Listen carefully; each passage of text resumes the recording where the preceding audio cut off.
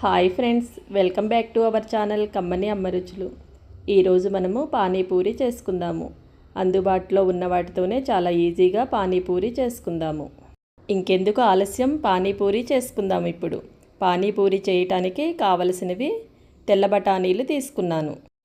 ఈ బఠానీలు సూపర్ మార్కెట్లోను కిరాణా షాపుల్లోనూ కూడా దొరుకుతాయి. వీటిని శుభ్రంగా కడిగి 5-6 గంటల పాటు నానబెట్టుకోవాలి. ఈ నానిన బఠానీలను కుక్కర్లో వేసుకొని సరిపడ వాటర్ వేసుకొని కొద్దిగా సాల్ట్ వేసుకుందాము. వీటిని స్టవ్ మీద పెట్టి ఉడికించుకుందాము. 4-5 విజిల్లు వచ్చే వరకు ఉడికించుకుంటే సరిపోతుంది. ఈ బఠానీలు ఉడికేలోగా మనము దీనిలోకి పానీ తయారు చేసుకుందాము. ఈ పానీ తయారు చేసుకోవటానికి కొత్తిమీర, పుదీనా, కరివేపాకు, ఒక పచ్చిమిర్చి, నిమ్మకాయ ఉంటే సరిపోతుంది. కరివేపాకు, కొత్తిమీర, పుదీనా, పచ్చిమిర్చిని కారం లేకుండా కారం తక్కువగా ఉండే విధంగా వేసుకోవాలి.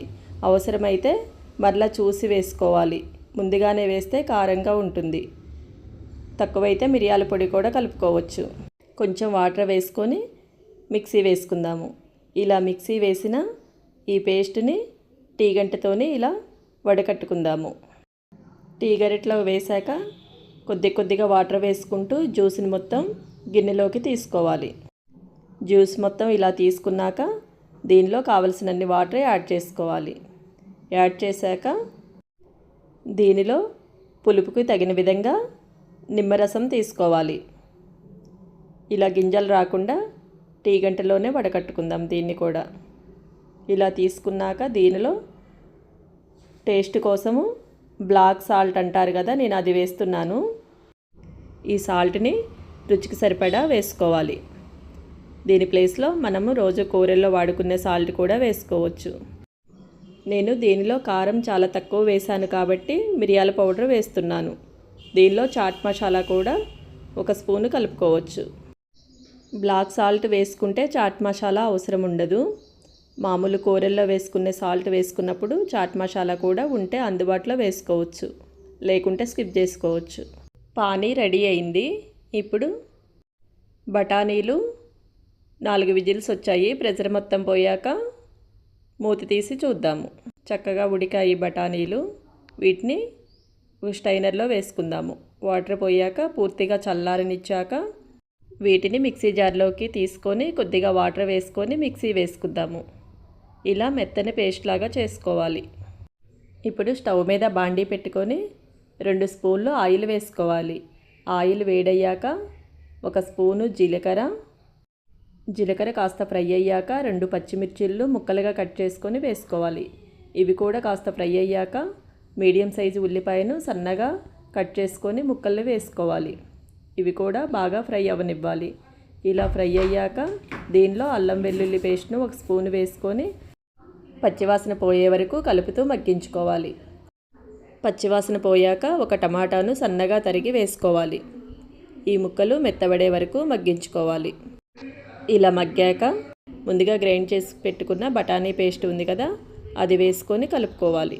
కొద్దిగా వాటర్ వేసుకుంటూ కలుపుతూ ఉడికించుకోవాలి. స్టవ్ని లో నుండి మీడియం ఫ్లేమ్లో ఉంచుతూ ఉడికించుకోవాలి. ఇలా కొంచెం ఉడికాక దీనిలో రుచికి సరిపడా సాల్ట్ వేసుకోవాలి. ముందుగా బఠానీలు ఉడికేటప్పుడు వేసుకున్నాము కదా, చూసి వేసుకోవాలి సాల్టు, పసుపు, కారము, ధనియాల పౌడర్ వేసుకొని కలుపుతూ ఉడికించుకోవాలి.